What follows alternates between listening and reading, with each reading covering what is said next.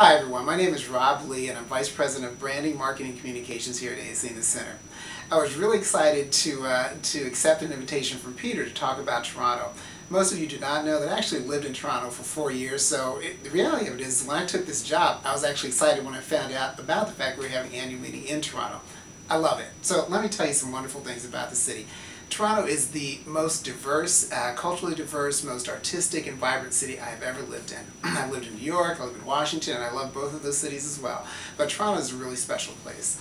I think that over the 4 years that I was there, I was really fortunate to be able to partake of many parts of Toronto. And let me share with you a couple of those places and events and things to do. The first is food. You can't go to Toronto and not get excited about the food. There are cuisines from throughout the world. The first one I'm going to mention is less of a cuisine, but more something that is just good. It's called Chippies, and it's a restaurant on Queen Street West. And it's a fabulous little shop. They have, obviously, fish and chips. And the best fish and chips I've ever had. You will absolutely love it. You can actually select from salmon, haddock, cod, and some other types of fish as well. The servings come in these little Chinese boxes. I mean, it's fabulous stuff. Another place I'd call your attention to is this place called La Paloma. And it's on the northern part of the city. I believe it's on Eglinton Street.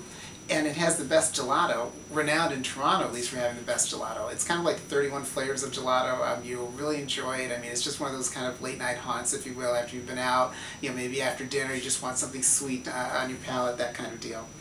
Another great aspect of Toronto is the shopping. And there are two different levels of shopping, if you will.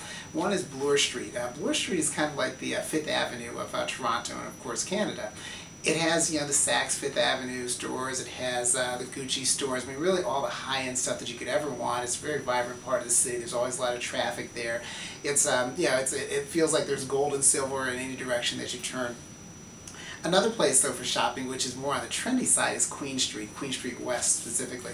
Queen Street West is full of little designer shops, and the interesting part about it, in addition to the fact that it is kind of trendy, is that what happens is a lot of distributors bring their wares to Toronto in order to test market them for the U.S. So many times when I was in Toronto, I traveled back to the U.S. and I would see things that I'd seen in Toronto 6 months to a year prior that eventually ended up in stores in the U.S. and specifically Washington. So it was kind of interesting.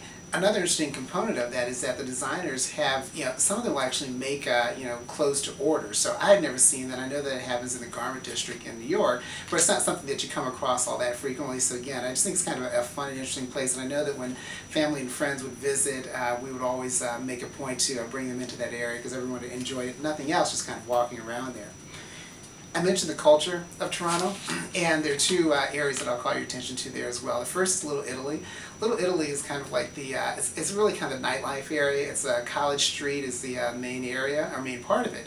And you'll find a lot of, obviously, Italian restaurants. There's some movie theaters down there. Real vibrant area after 10 o'clock. You're not going to find any parking, so take a cab. But I think you'll enjoy it if you're into the kind of the late night haunts, if you will. The other place is Greektown. It's called Greektown on the Danforth. Danforth is a major street or avenue in Toronto. And it's, there are a lot of restaurants, obviously Greek restaurants, Mediterranean restaurants. Again, very vibrant place. You can't walk but a few steps and find or smell something that just says, you know what, I have to try it.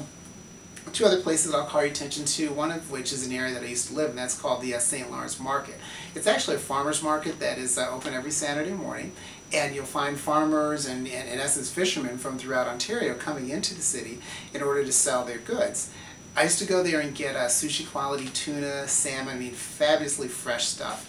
And in addition to that component of the St. Lawrence Market area, that's also part of the city that they do a lot of filming in. The reason they do the filming there is that Toronto as a city can be easily identified as Detroit, Chicago, New York.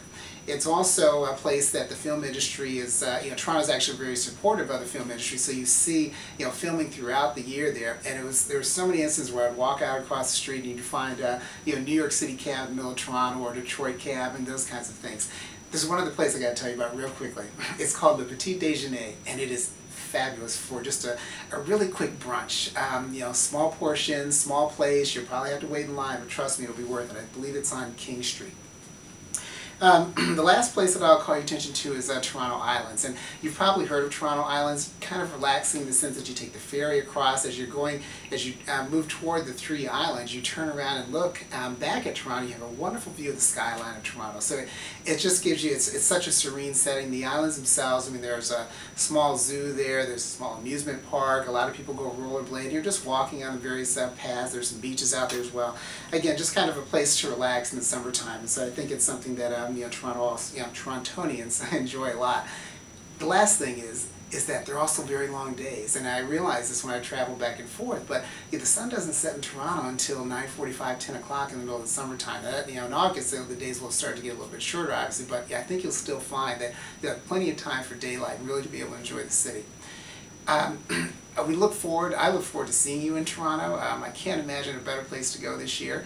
And if you have any questions whatsoever, feel free to stop me when we're there, or if you have any questions before we go, please feel free to email or call me. I'm certainly here and available, and again, anything to do with Toronto that I can be helpful with in order to make your experience as great as it can be, don't hesitate to ask. We'll see you there.